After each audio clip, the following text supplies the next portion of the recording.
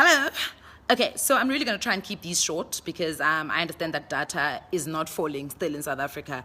By the way, you guys got played in any case. But in any case, whatever. Stop falling for these scams where people are activists, social media activists for their own purposes and own benefits, guys. Please. But in any case, yeah, I digress. So I've spoken a little bit about pressure. I've spoken a little bit about my first few jobs. I spoke a little bit about how my life got shaped and then my journey thus far. Today I want to talk a little bit about business and how you get into business and what it means when you are a business person. Well, according to me, of course. So how I got into business, my first business was by chance.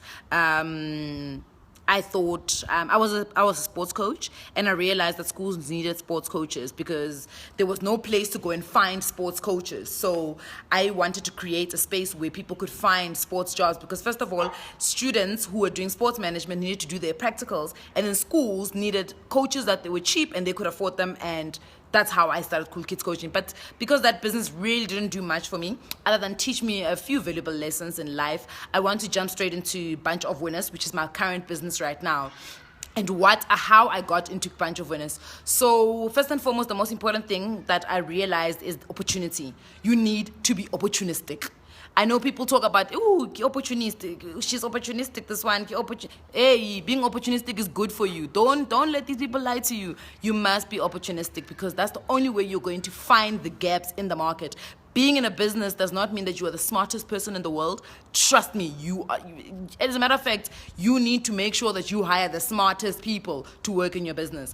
So it's not about skin color, it's not about surname, it's not about who you are, it's not about personality. It's about being able to see the opportunities and where they are. So luckily for me, the business that I was working at had an opportunity where there was a gap in the market. Literally, there was something that the business needed to do that they didn't have expertise for. I thought I had the expertise, and I was not lying. You know what I mean? So I found a gap in the market for me to be able to service them and give them that opportunity. And luckily, that actually really paid off.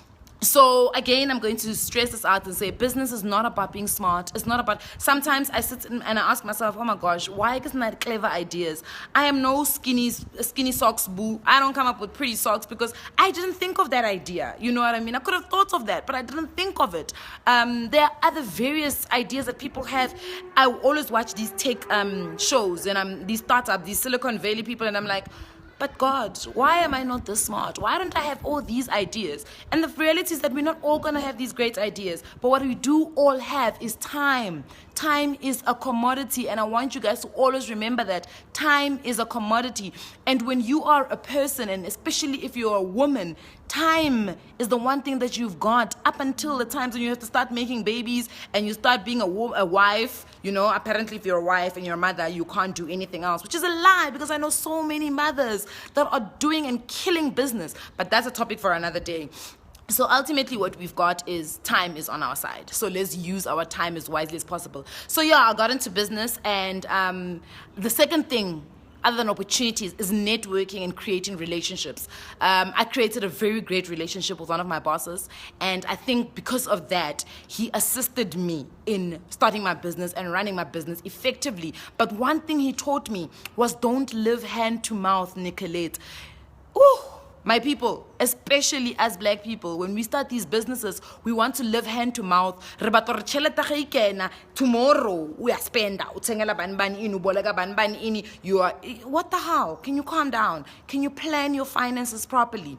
You need to learn to pay yourself a salary. And let me tell you, it takes a lot of discipline, but it takes a lot of time and takes a lot of learning and networking and relationship building with people who've been doing it. Also, the benefit of being in a small agency in a small company, but also knowing entrepreneurs, is that I could learn through them. These are people who've been running businesses for long, and I could learn through their mistakes. I'll be like, why is he making that decision? That's his bupanga. But you know what? It's not my money. He's making the decision on his money, his time, so it's his company. So that's what you need to do. You need to latch yourself to people that are going to give you the opportunity to give you access to their lives, to their business lives. Also, don't be having mentors or people of business who have no time for you. and people who are insecure about their own businesses. That time, I mean, my where I worked was an advertising agency, and what I did was an element of advertising. But my bosses were not shaken by me. They were not shaken by my business. They actually wanted to help me. So you need to find somebody who's also not shaken by their share of the market, and that's the only way you're going to learn. Because sometimes we want to attach ourselves to these big shot entrepreneurs who don't have time for us. They don't want to share their secrets because they're not secure in their in their share of the market. So the three things that I want to leave you guys with today is that, first and foremost, find opportunities. You don't need to be smart. You don't have to have smart. Hell, your idea doesn't have to be clever. Guys, let me tell you, once I start telling you how easy, I mean, bunch of winners, that's promotions. How many promotional companies are there in this country? They are like a shitload of promotional companies, but I still find a way to make money. I've still found a way to make money. So it's about opportunity, answering a gap in the market. It is about networking and finding the right people to speak to you, understanding that time is a commodity. And then third but not least is don't live hand to mouth. Then I want to leave you guys with something that a lady called by the name of Mpomoachi. She owns, I forgot the company's name, but they do things like Speak Out, they do Culture Quest, Nyanyani. That production company, the lady who owns it, you guys will not believe, she's a phenomenal woman. But more than anything, she said to me, Nicolette, the pie is big enough for all of us. You just need to find which corner and which piece you want to bite from. And that's it. Bye-bye. Mwah.